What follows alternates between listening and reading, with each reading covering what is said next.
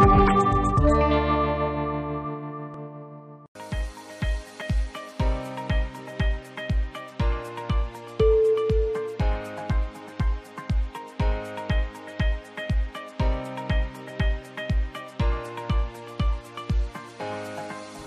cours d'aujourd'hui, mouvement d'une particule chargée dans un champ électrique uniforme, uniquement pour les sciences mathématiques.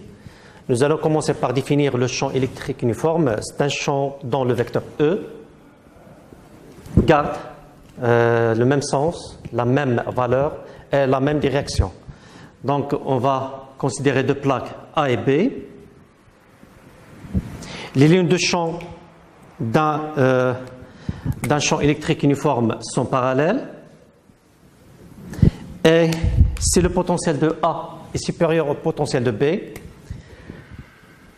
le sens de E sera de A vers B. E se dirige toujours vers les potentiels décroissants. Considérons maintenant une particule chargée qui va être introduite dans un champ électrique uniforme.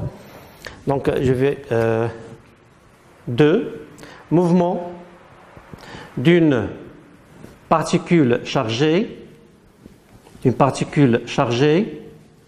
dans un champ électrique uniforme. Pour cela, nous allons considérer deux plaques A et B. Donc on a ici deux plaques A et B dans lesquelles on va introduire un électron de charge Q est égal à moins E avec une vitesse horizontale V0 au point O, avec une vitesse V0, et il va sortir, ça c'est le point S, c'est le point de sortie du point S. Donc nous allons considérer un repère orthonormé OIJ.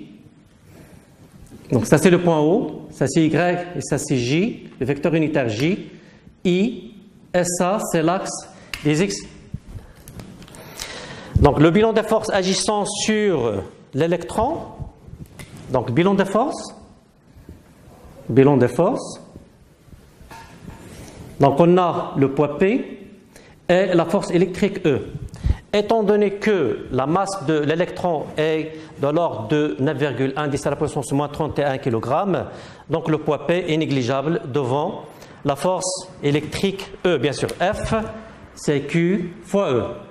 Donc on va appliquer la deuxième loi de Newton. On applique la deuxième loi de Newton. On applique la deuxième loi de Newton. Donc la deuxième loi de Newton, la somme des forces extérieures est égale à M à G. Puisque P est négligeable devant F, la somme des forces extérieures c'est F, donc j'aurai F est égal à Q fois E est égal à M à G. Ou bien, AG, c'est l'accélération, est égal à Q sur M fois E est égal à moins E sur M fois E. Pour définir les coordonnées de l'accélération AG,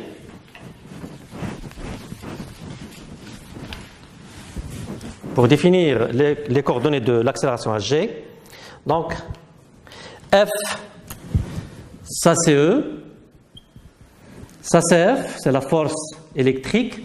F et E ont des signes opposés car Q est négative. Donc AGX, c'est moins E sur M EX. Et EX, puisque E est perpendiculaire à l'axe OX, c'est 0. Donc j'aurai ici 0.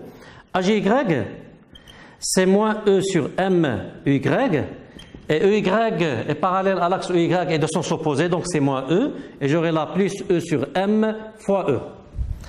Donc l'écriture vectorielle de AG, donc AG, c'est E sur M, E, J. Et le module de AG, E sur M, E.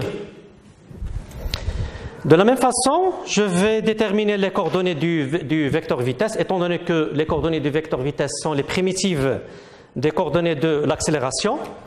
Donc on a ici AGX est égal à 0, c'est-à-dire que V de x est égal V de x c'est V0x. Et puisque V0 est selon l'axe OX, Vx, ça sera c'est V0x, c'est V0. De la même façon, AGY, donc c'est plus E sur M fois E, E sur M fois E, donc Vy est égal à E sur M fois E fois T plus V0Y. Et étant donné que V0 est perpendiculaire à l'axe OY, donc V0Y est égal à 0. Et du coup, V de T est égal à V0I plus E sur M fois E fois T J. Et le module de V de T est égal à V0 au carré plus E sur M E fois T le tout au carré et la racine carrée.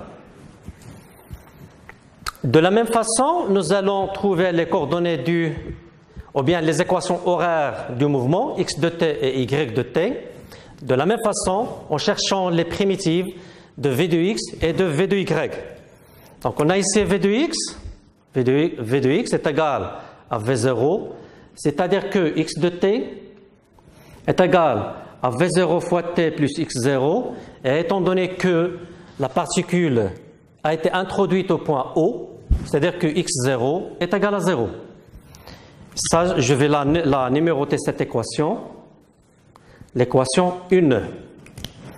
L'équation 2, donc on a v de y est égal, v de y, c'est E sur M E fois T, c'est-à-dire que y de T est égal à 1 demi E sur M fois E fois T au carré plus Y0. De la même façon, Y0 est égal à 0 car la particule, ou bien l'électron, a été introduit au point O. Cette équation horaire, je vais la numéroter 2. Donc, l'équation 1 et l'équation 2 sont deux équations horaires du mouvement de l'électron dans un champ électrique uniforme. Étoile. Donc, je vais chercher l'équation de la trajectoire. L'équation de la trajectoire. Et pour chercher l'équation de la trajectoire, je dois éliminer le temps t entre x de t et y de t. Donc, je vais écrire de 1, j'aurai t égal à x sur v0, que je vais l'introduire dans l'équation y de t, et j'aurai y est égal 1 demi e sur m e x carré sur v0 au carré. Donc ça, c'est l'équation de la trajectoire de l'électron dans un champ électrique uniforme. On constate que x est égal à une constante en fonction de x au carré. Donc, c'est une trajectoire d'une parabole. Je vais chercher quelques caractéristiques des points de la trajectoire.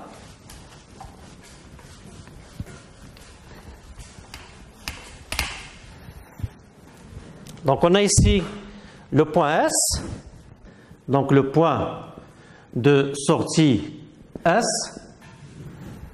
Le point de sortie S a pour coordonnées XS et YS. XS, c'est son abscisse, donc est égal à petit l. Et YS, donc je vais remplacer dans l'équation de la trajectoire. Donc ça va me donner E sur 2m, V0 au carré, XS au carré, c'est L au carré sur V0 au carré. La déviation électrique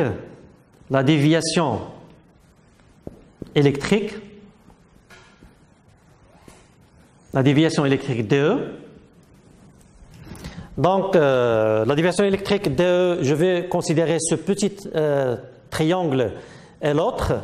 Donc, j'aurai tangente alpha est égal tangente alpha est égale YS sur L sur 2 est égal à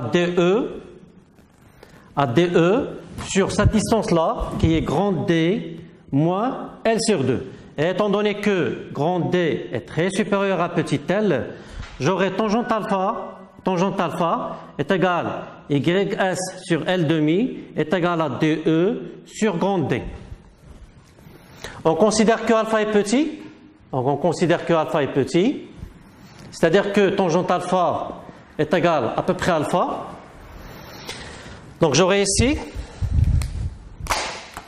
tangente alpha est égal à peu près alpha est égal YS c'est E grand E sur 2m V0 au carré, donc il y a un seul V0 au carré, fois L au carré, divisé par L sur 2, fois 2 sur L, est égal à 2E sur grand D. Donc je simplifie ici par 2 et par le carré, et j'aurai DE est égal E fois L fois grand D sur M V0 au carré fois grand E. Et sachant que E est égal à U sur D, U sur D, l'expression finale de la déviation DE est égale à E fois L fois D sur M V0 au carré fois U sur D, c'est-à-dire est égal à une constante K fois la différence de potentiel U.